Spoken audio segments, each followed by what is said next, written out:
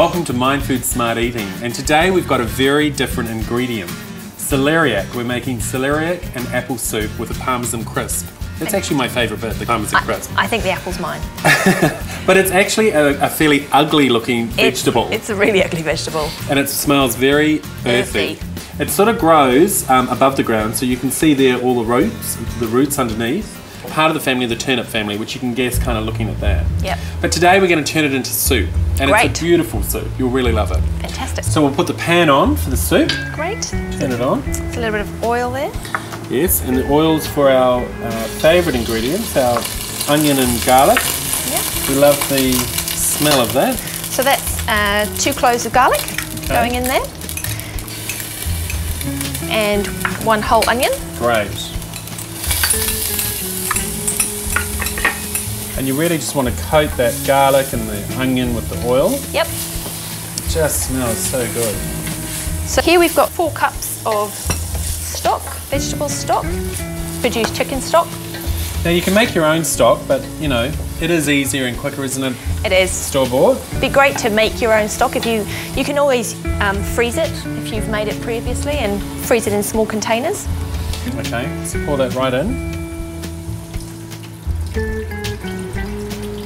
The thing with this is that we're actually going to cook the celeriac for quite a long time, so you need quite a lot of fluid. That's right. It takes about 40 minutes to cook and really cook it off. And there's another 2 cups of water. Sure. So you'll see it's very, at this stage, very liquid heavy. So that's what, 2 cups? That's 2 bulbs actually, 2 bulbs of celeriac. So there it goes. Into the soup. Great.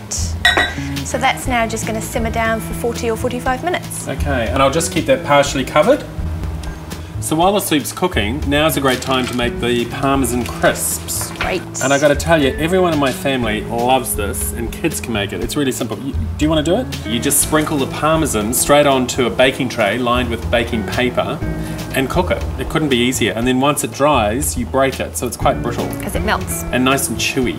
Parmesan crisps. I know, too easy. So that goes straight into the oven.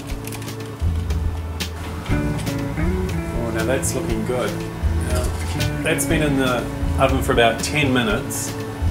There it is. It smells amazing. It does, doesn't it? And you can see all the patterns. See how it's all sort of joined. Beautiful. Looks pretty as well. It's about time now to add the apple. Sure, okay. Right at the end of the cooking, about 4 minutes from the end. Okay. Now you don't want to put the apple in any earlier. It would just break down. That's right. Yeah. There's 3 Granny Smith apple in there. The Granny Smith is because it's a little bit tartar than any other apple. Now put the lid back on and let it do its thing. Yeah. 4 minutes.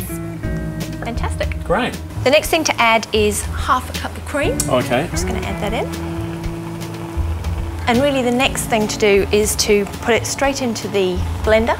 Okay. And blend it up. Blend it up. It's amazing how the celeriac has really changed consistency, isn't it? Like the colour is quite different. Okay. Put this on. Now I guess also at this stage you could put herbs in or anything else you'd want in terms of, you know, for other flavouring. Definitely. Okay. Right. And there's our beautiful celeriac and apple soup. That consistency is great. I know, it's perfect, isn't it? Now, of course, on that, we've got the parmesan crisp. I'm really looking forward to this. Oh, yeah, well, this is good. This is really good. Now, they can go quite chewy. See how transparent it is? Look at that. Fantastic. It's beautiful, isn't it? And then we just put it in like that. People love it. So there is another smart idea from Mind Food Smart Eating.